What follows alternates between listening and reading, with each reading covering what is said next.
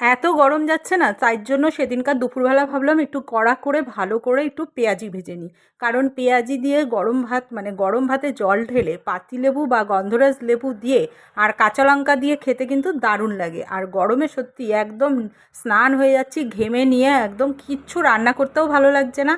তাই ভাবলাম কি একটু কড়া করে একটু বেশি করে একটু পেঁয়াজি বানিয়ে নিই। পেঁয়াজি দিয়ে জল ঢালা ভাত খেতে তোমরা কারা কারা ভালোবাসো? আমি তো ভীষণ ভীষণ ভালোবাসি। আর পেটটাও বেশ ঠান্ডা থাকে, আর মুচমুচে করে যদি পেঁয়াজিটা ভাজা হয়ে থাকে না, দেখবে ভাতটা খেতেও বেশ ভালো লাগে। তাই জন্য এত গরমের জন্য আর পেটও ঠান্ডা থাকে জল ঢেলে ভাত খেলে পরে। আর জল ঢালা ভাতের সাথে সেরকম কিছু না হলে আবার জমে না, তাই না? তো ডিম তো আমি খেতে পারবো না, ডিমের অমলেট এই সমস্ত কিছু যেহেতু আমার অ্যালার্জি ডিমে, সেই জন্য ডিমটা ভাজা করেও করিনি, ওটা দাদাভাইয়ের জন্য রেখেছি আর কি, দাদাভাইকে করে দিয়েছি। আর আমার অবস্থা দেখো, আমি ঘেমে নিয়ে পুরো স্নান হয়ে গেছি। তো গরম গরম পেঁয়াজি দিয়ে গন্ধরাজ লেবু দিয়ে আর কি দুপুরবেলাটা তো হয়ে গেল। আর রাত্রেবেলায় দেখো ভাত খেতেই ইচ্ছে করছে না, তাই কি করেছি, একটু চাউমিন বানিয়ে নিচ্ছি। তো সেদ্ধ করে নিয়েছি চাউমিনটা, দাদাভাই খাবে ভাত, আর আমি আমার জন্য একটু চাউমিন বানিয়ে নিয়েছি। দাদাভাইও খেয়েছে, অল্প করে খেয়েছে আর কি। তো আমি বললাম যে আমি আজকে আর ভাত খাবো না। এক একদিন দেখবে ভাত খেতে না একদম ইচ্ছা করে না, তখন মনে হয় কি বেশ অন্য কিছু বেশ একটু খাবার হলে ভালো হয়। আর নিজের জন্য আমি কোনো দিনই এরকমভাবে আর কি তৈরি কিছু করি না আর কি, যেটা দাদাভাই খেতে ভালোবাসে সেটাই করি সব সময়। তো ও আবার চাউমিনটাকে অত বেশি প্রেফার করে না আর কি। যাই হোক, আমার তো ইচ্ছে করছিল বলে আমি ভাবলাম যে সবসময় নিজের ইচ্ছেটাকে দমন কেন করব। খেতে যখন ইচ্ছে হয়েছে তখন একটু কষ্ট নয় হবে, বানাতে হবে, এইটুকুই যা।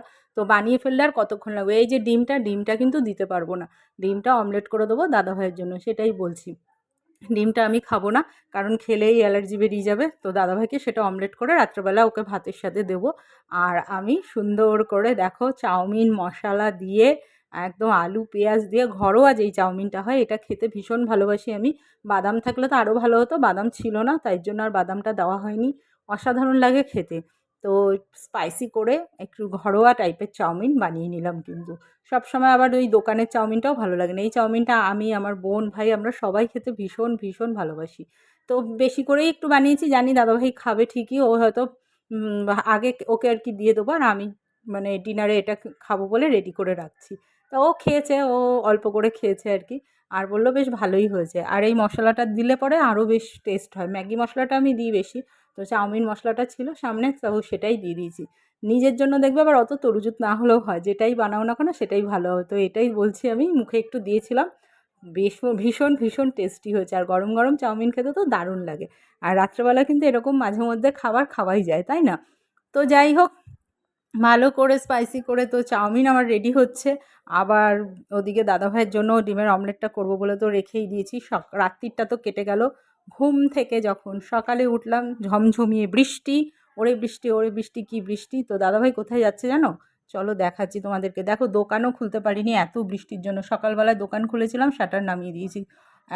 ঝমঝমিয়ে ১-১.৫ ঘন্টা ২ ঘন্টা আমরা ঘরে বসে রয়েছি, দোকান খুলতে পারিনি। তারপরে দোকানটা খুলে দিলাম, দাদাভাই যাচ্ছে কাঁঠাল পাড়তে, আর আমাকে দেখো ছাতা নিয়ে পিছন পিছন যাচ্ছি। কাঁঠালগুলো মনে হচ্ছে পেকে পেকে গেছে। এর আগের বার না কাঁঠাল পেকে গিয়ে গাছ থেকে পড়ে ফেটে গেছিলো, তো সেই ভয়তে আমরা কাঁঠাল পাড়তে চলে গেছি। তো আমার শাশুড়িও বললো যে আর বেশি দিন রাখতে না, কারণ এত গরম পড়ছে, কোন কাঁঠালটা পেকেছে না পেকেছে আমরা তো বুঝতে পারছি না, ওপরের কাঁঠালগুলো। তা বললো তুই আজকে যখন বাড়িতে আছিস, ছেলেকে বললো তাহলে চল কাঁঠালগুলো পাড়া যাক। আর কাঁঠাল পাড়তে এসে তো কী অবস্থা হলো সেটা দেখতেই পাবে। আর এত বৃষ্টি হচ্ছে কি বলবো, ও তো প্লাস্টিক মাথায় দিয়ে কোনো রকমভাবে ওখান দিয়ে উঠছে, আর আমি তো ভয় পাচ্ছি, কারণ ভীষণ স্লিপ হয়ে রয়েছে, পিছনটা কাদা রয়েছে বলে ভীষণই স্লিপ। আর গাছে ওঠার জন্য একদমই সরু, আর ওদিক দিয়ে প্লাস্টিক, শরীর খারাপ করবে। কে কার কথা শুনে দেখো না, বেশি দিন কাঁঠালকে মানে জল যদি খাওয়ানো হয় পারিনি। আগেরবার এরকম গাছে কাঁঠাল অনেক দিন রাখা হয়েছিল, তো জল খেতে খেতে না মিষ্টি ভাবটাই চলে গেছিলো। সেই ভয়তে আমরা চলে এসেছি কাঁঠালগুলোকে পাড়তে। সবগুলো নয়, যেগুলো পেকে পেকে গেছে সেগুলোই, কাউকেই এখনো অবধি দেওয়া হয়নি। এবার তো ইঁচড়ও বেশি খাইনি, একটাই ইঁচড় আমরা কেটে খেয়েছি কাঁঠাল খাবো বলে। কাঁঠালের যে রোয়াগুলো হয়, আগেরবার তোমাদের শেয়ার করেছিলাম, এবারও দেখাবো, বিশাল বড় বড় রোয়া হয়। আর এই সেটাই দেখাচ্ছি, কত জোরে বৃষ্টি হয়েই চলেছে। তা আমার শাশুড়িও চলে এসেছে। দেখো দাদাভাই কি অবস্থা করেছে কাঁঠালটাকে পাড়তে গিয়ে, এত ভারী কাঁঠাল কি এক হাতে ধরা যায়? ও এক হাতে ধরতে যাবে বলে মানে কাটতে নিয়েছে আর কি।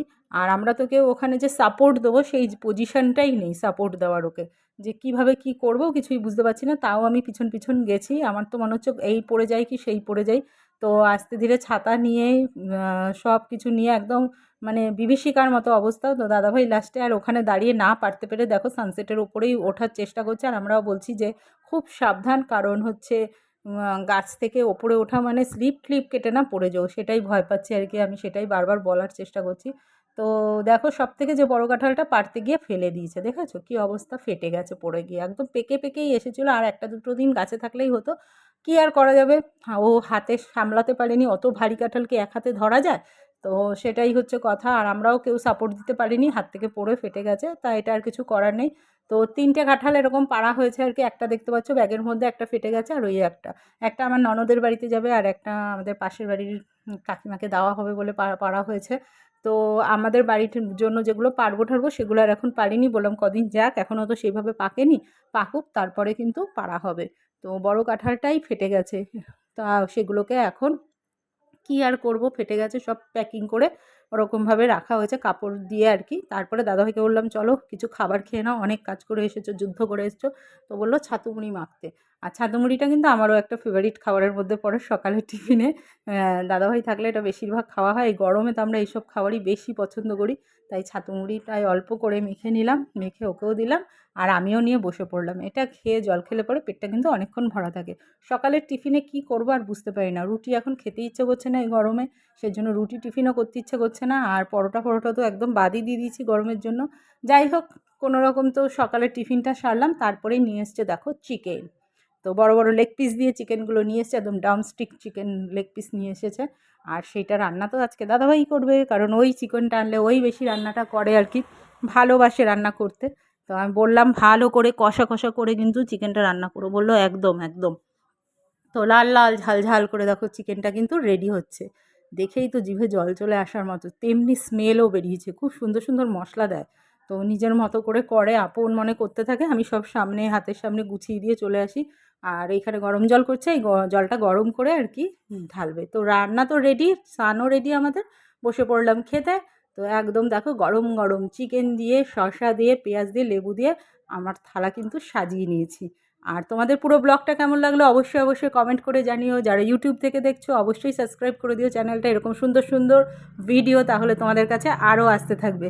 তো এরপরে দেখো সন্ধ্যাবেলা কাঁঠালটাকে কি করা হলো না, ও বলল যে এখানে নাকি দুধ আর বাতাসা বোটার মধ্যে দিলে পরে নাকি কাঁঠাল খুব তাড়াতাড়ি পেকে যায়। দাদাভাইয়ের এটা আইডিয়া না, দাদাভাইরা নাকি ছোটোবেলায় নাকি এরকম কাঁঠাল পেড়ে এরকমভাবে নাকি জাগ দিত, যেটাকে বলে। একটু কাঁচা রয়েছে বললাম, তা বলছে দাঁড়াও বাতাসা দিয়ে দিই, আর গোড়াটাকে একটু কেটে দিয়েছে, কষটা বেরিয়ে গেছে, কষটা বেরিয়ে যাওয়াতে তা দুধ আর ছিল না, তা বাতাসা দিয়ে দিয়েছি, দিয়ে ভালো করে সেই কাঁঠালকে প্যাকিং করা হয়েছে, চাদর ঠাদর দিয়ে প্যাকিং করে খাটের তলায়, বললো 2 দিন রেখে দিলে একদম ভুড়ভুড়িয়ে পেকে যাবে।